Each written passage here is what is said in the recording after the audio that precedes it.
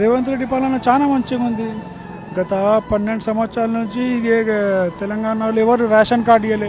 గరీబోళ్ళకి కావాల్సింది ఏంది? ఒక నీళ్లు, ఒక ఇల్లు, ఒకటి అన్నం వస్తుంది, నీళ్ళు వస్తున్నాయి, ఫ్రీలో రేషన్ బియ్యం, సన్న బియ్యం వస్తుంది. మనిషికి 6 కిలోలు, అంటే 4 ఉన్నారనుకోండి, నెలకు సరిపోయేంత బియ్యం వస్తుంది.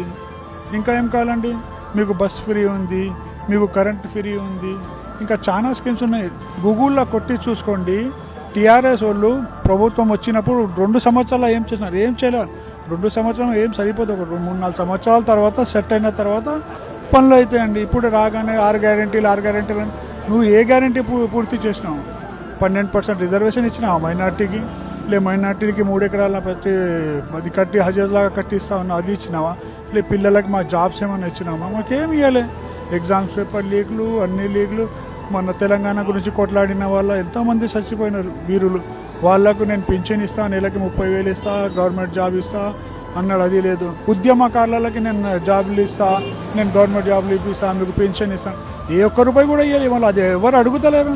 11వ తారీఖు చేయి గుర్తుకేసి నవీన్ యాదవ్ని గెలిపించుకోవాలి. చాలా మంచి పిల్లోడు, సెక్యులర్ పిల్లోడు, చాలా మంచి ఆలోచనతో ఉన్నాడు, మంచి విజన్తో ఉన్నాడు.